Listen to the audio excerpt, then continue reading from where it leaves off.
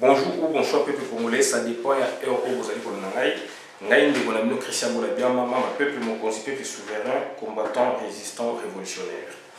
PNI. Tué Kolbalelo, Makam Italie diplomatie, à Mboka Congo.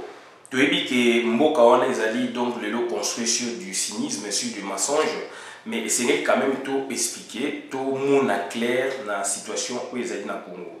La situation dans le Congo est très préoccupante puisqu'ils allaient stagner, ils allaient avancer et qu'il y a des acteurs où ils allaient ça la situation est marché na tête na bango ezali donc Hippolyte Kanambe, deuxièmement tu allez le Félix Antoine Chilombo et puis troisièmement tu rejoins Vital Kamerhe et quatrièmement Ilunga Ilunkaba.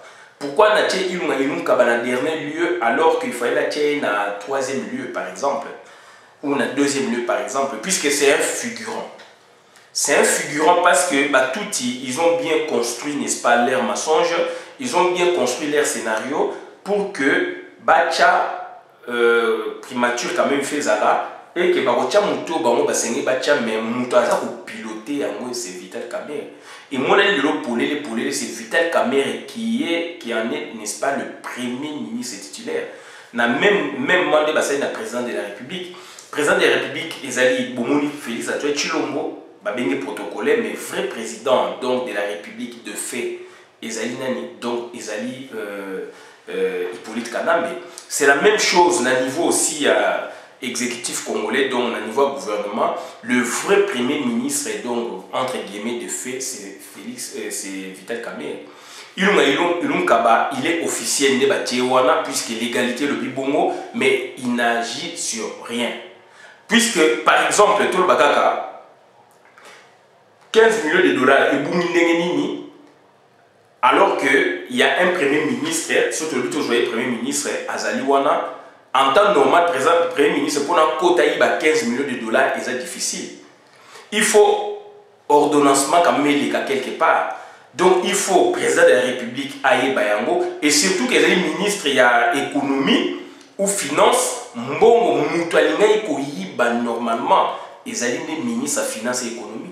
Ce n'est même pas président de la République, ce n'est même pas premier ministre et gouvernement. C'est un truc où on a une signature, il y a portefeuille, il y a agir et puis on découvrir ce qu'il y a. Tu repères cet exemple. Le ministre Bélé Baleki Wana, est-ce que tu vas découvrir que tu vas puisqu'ils ont la signature. Puisque beaucoup de système où ils allaient donc on va dévoiler la banque. Oui, mais du moins trace les alliés. Donc c'est-à-dire en temps normal, il faut te distinguer tout ça en temps d'occupation en temps normal. En temps normal, le ministre est attitré donc le ministre de la tutelle Yende Moutou et Sengeli Koyiba s'il faut Koyiba. Naza pour encourager Koyiba te. Boyo kaba nuance. Donc, premier ministre était, mais ministre concerné, s'il faut qu'il y ait, puisque il y a et comment on a donc routine à Congo, il y a depuis l'époque à Mobutu, il y a des ministres concernés, puisque le ministère a portefeuille les aïe, en train de sortir les aïe, Bino n'a besoin de contrôle. Premier ministre a besoin de la situation générale. Mais la personne qui vole directement, c'est le ministre concerné. À défaut, on a complicité de la Premier ministre. Il y a une situation où la caméra est dénoncée. Pourquoi? Parce que le ministre a tutelle à limité. Donc, ça veut dire que au lieu que yo ne siko oyebi ke mungu eza koto. Pipi les a koto. Tochaka mbongo koto nazana mwasi na ndako na bana mbongo to bomba kangana mwasi donc ngai so na zimbongo mwasi akoyeba ngam na zimbongo siko bango basali nini siko muntu alibanda nde muntu aye koyiba mbongo na ndako na kwe oyo donc na rekwe oyo batu ya ndako kaka mbako koyeba par exemple bobomi mbongo na plafond muntu alibanda oyeba taza magita ya mamoa ke na plafond yiba mbongo. C'est ce qui s'est passé na Congo. 15 millions de dollars, réfléchissons très bien. En temps normal, Moutouaboue Koyiba, les ministres, tutelle, il y a ministère concerné, ministre des Finances et Économie, mbongo na ministère ya sport, mutu akoki koyiba yango eza ministre ya sport. Mbongo ya ministère ya agriculture, mutu akoki koyiba yango mutu azali ministre ya agriculture ou premier ministre. Mbongo ya logement, so ministère ya logement ou bien ya urbanisme et habitat, ya affaires foncières, mutu akoyiba yango ezali ministre ya affaires foncières. Mbongo ya ministère songolo pakala ezali mutu ya ministère wana mutu akoyiba yango. Mbongo ya ministère ya hydrocarbures, mutu akoyiba yango so ministère hydrocarbures ezali puisque ya moment ezalaka. Donc mutu akoyiba yango mutu ya ministère ya hydrocarbures puisque baza ko produire aussi. Donc je pense que c'est comprendre. Donc c'est-à-dire il y a un tolobi que donc Vital Kamerhe azali premier ministre de fait. Botala temps oyo ba jouer na mbongo ya Congo. Botala temps oyo ba jouer na Félix Antoine Tshilombo. 7 mois ou 6 mois bango bale ba gérer mboka na lolenge ba gérer ki. Combien boni mbongo ebungaki wana.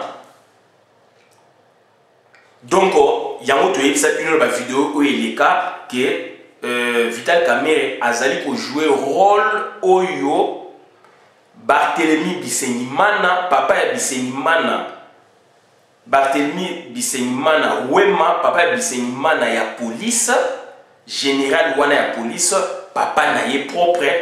Donc Barthélemy Bisenyimana na Congo, il a fait ce que donc Kamerhe asali sikoyo.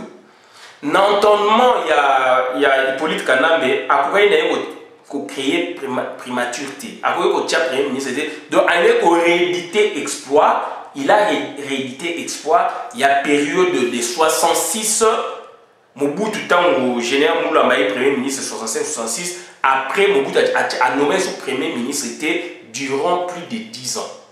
Donc, avec Ozongi là, premier ministre, donc équivalent commissaire d'État, premier commissaire d'État, na 77 avec Pinga Kasena. Donc, durant 10 ans, c'est le monsieur homme fort, directeur et cabinet à Mobutu, un Rwandais touti, Barthélemy Bisenyimana, oyo akoti ba touti oyo a créé ba Kengo Adondo a l'air tout ba créé donc ba touti ba Burundais, donc ba créé ba Vital Kamerhe, ba Ubewa, ba Boeboe, donc ba Kengo Adondo ba on ba sali ke AFDEL ekota na Congo. To expliquer on a kengisme transnational na nous les combattants. Donc si j'ai la chose à dire, si j'ai la chose à dire, donc il faut faire beaucoup d'attention. Vital Kamerhe, c'est le premier ministre du Congo. Par rapport à décloisonnement et savoir politique, donc, qu'on mène enquête à mon terrain, beaucoup de monde ilunga kaba azali marionnette. Tout benga déjà tout le dit azali marionnette. Donc devant Vital Kamerhe, il ne peut rien faire.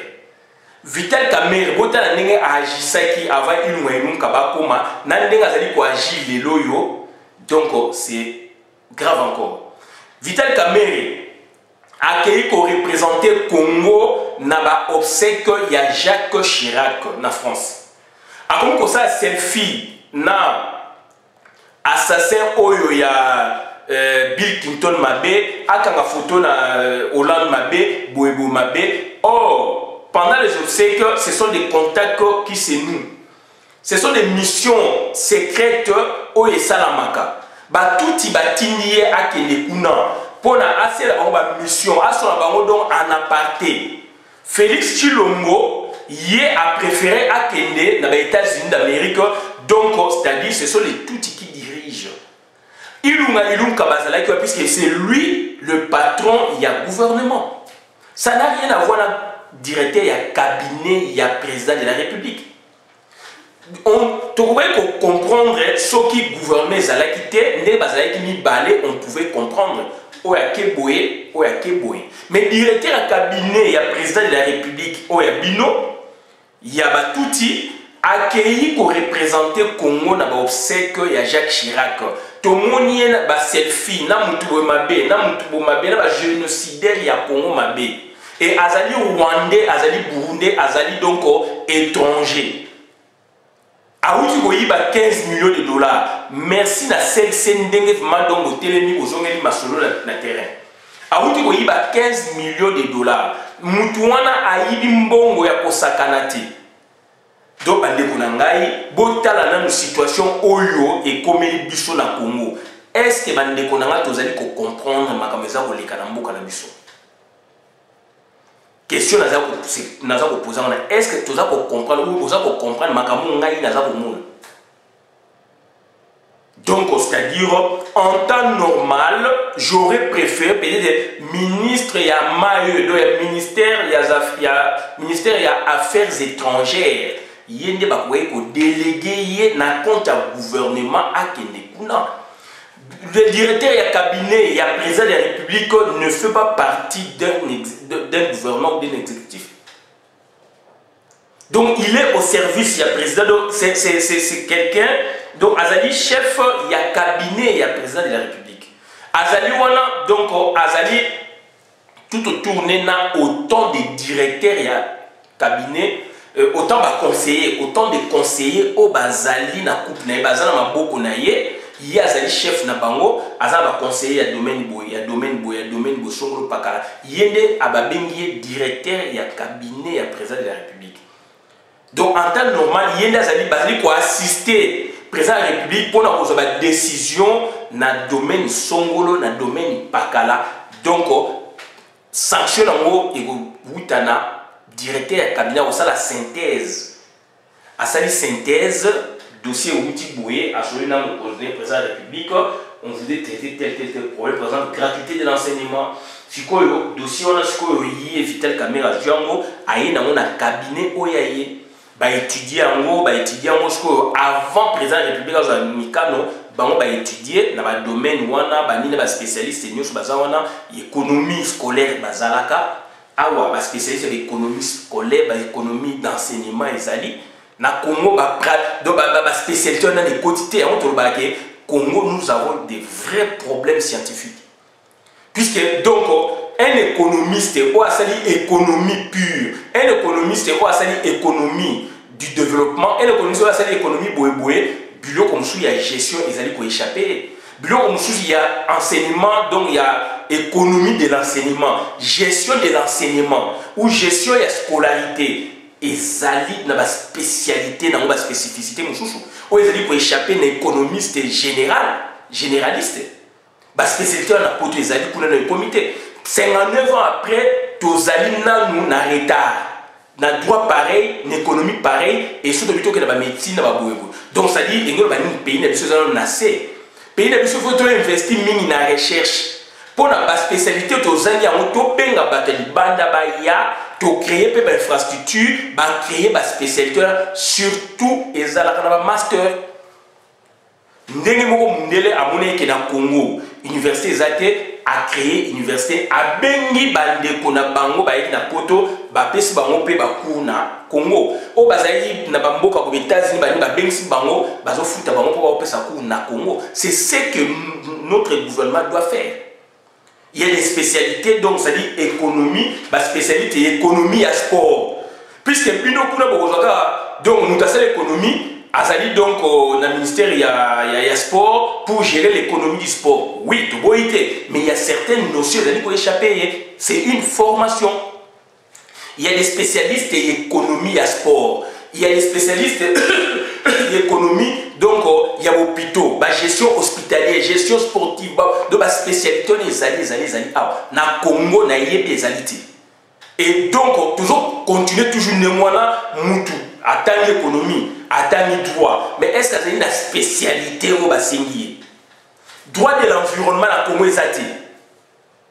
Droit de l'environnement à Congo est zati. C'est pas l'environnement, droit de l'environnement. Après ça, dans ma document, dans ma science, mais tout le droit de l'environnement. Alors Congo est un pays donc primé, le droit de l'environnement, l'écologie. Donc il faut le droit de l'environnement, pays vaste. Donc, ça dit faculté à droit, master, il y a droit de l'environnement et zalité. Bossali ba master. Il y a une contribution à la peuple mokonzi et qui n'a pas sens wana.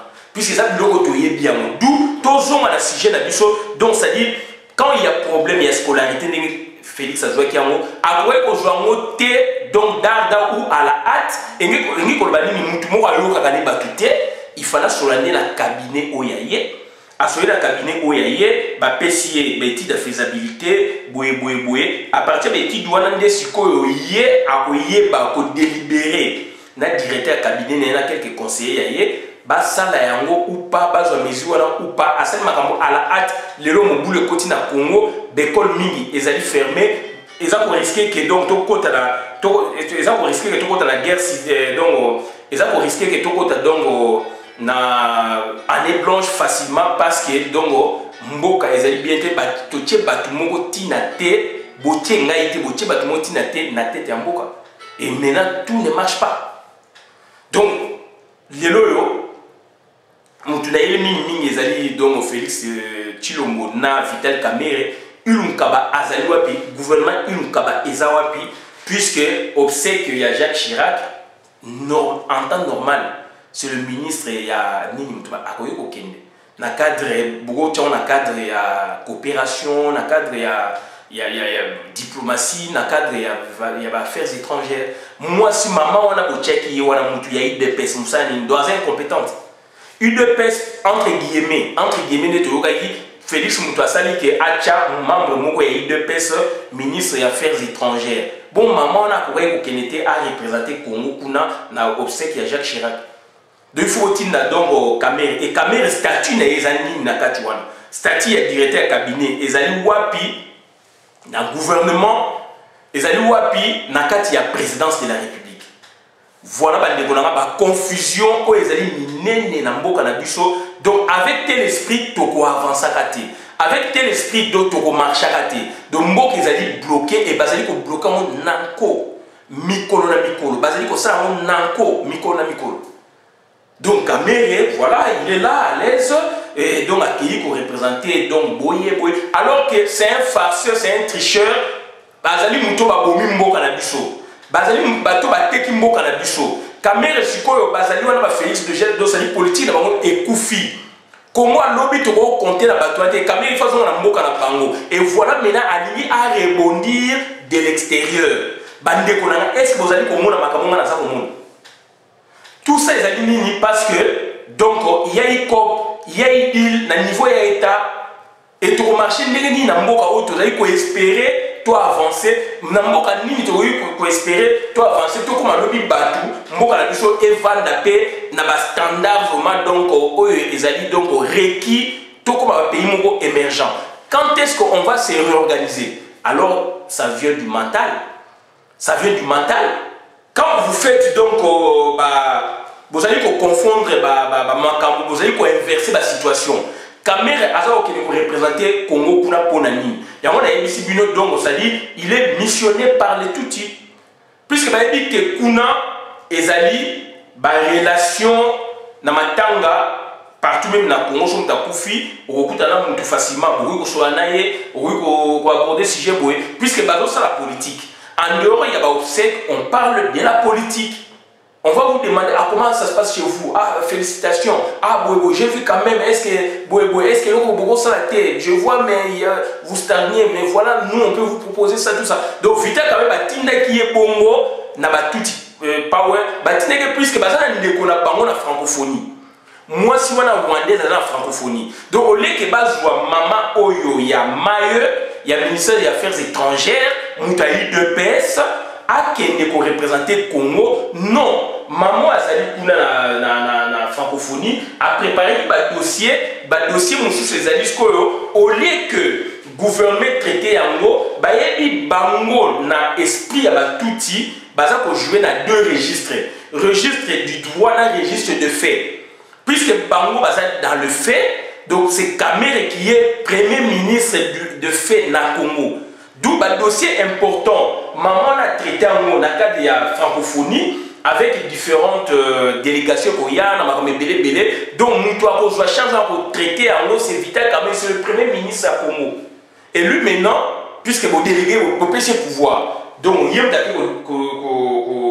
traiter problème alors qu'ils sont dans le cadre il y a Masolo il y a Touti nde bayokana na Félix Tshilombo nde bayokana na ye donc premier ministre la bino Ilunkaba naoka que il me nunca ba santé des habités oui aza mutu akoki kobela mais ministre vice premier ministre azali akoki kokende représenter Congo nake kutu musika na ministre affaires étrangères vice premier ministre azali na hiérarchie na bango akoki représenter Congo na bopsek wana puisque bakendaki Congo ekendaki représenté par un Rwandais out en dehors il y a vice premier ministre na hiérarchie na bango ministre ya tutelle azali bakoki kotinda ye ba dossier oyo kuna donc oyo ezali dans le noir yango balingi ke Vital Kamerhe akenda traité yango après enterrement basolo lina ba délégation wana bayeki belé c'était des moments propices oyo bato basololaka na ba officiel oyo bato basololaka na ba représentant ba gouvernement oyo bato basololaka na ba contact esenwaka na ba biloko ya ndenge wana.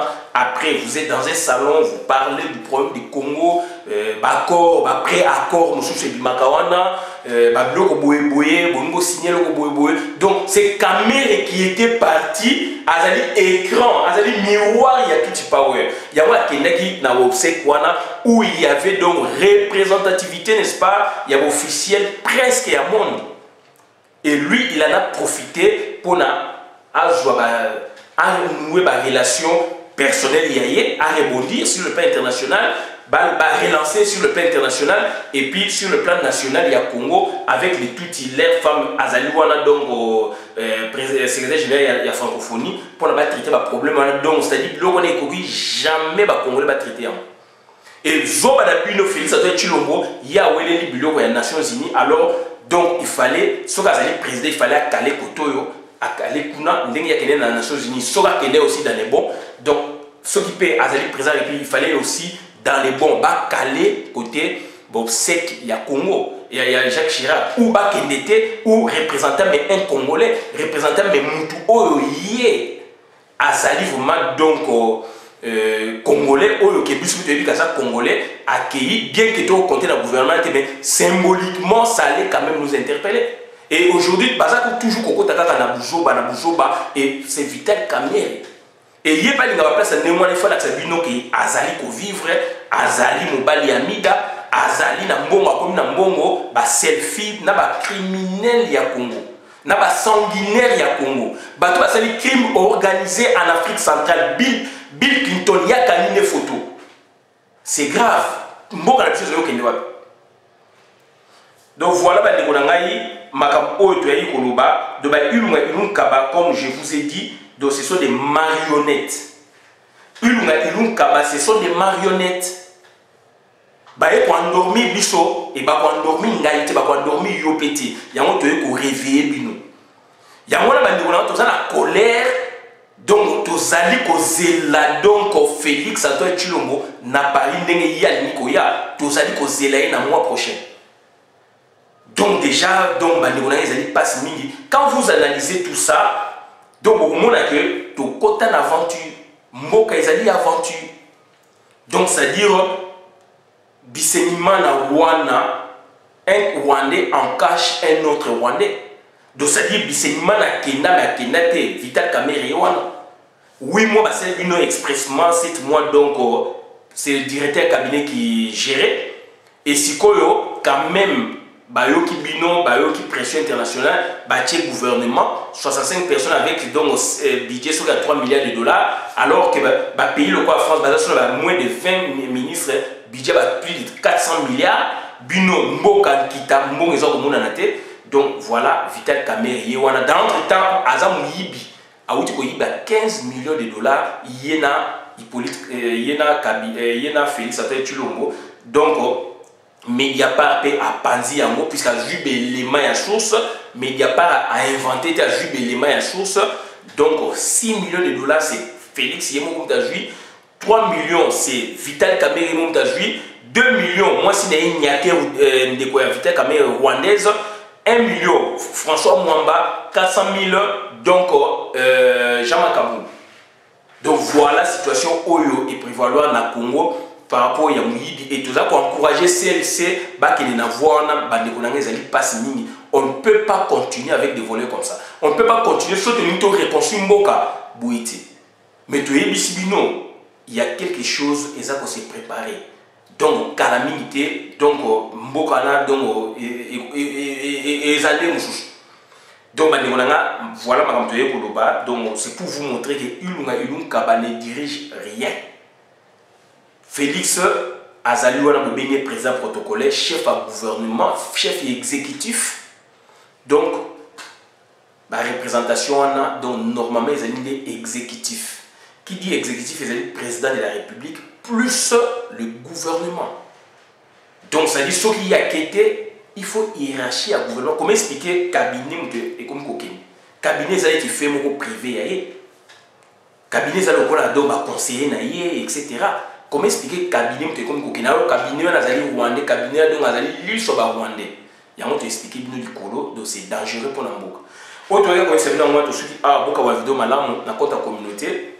Ngai Christian la bien membre peuple mokonzi, peuple souverain, combattant, résistant, révolutionnaire, PNI. Merci.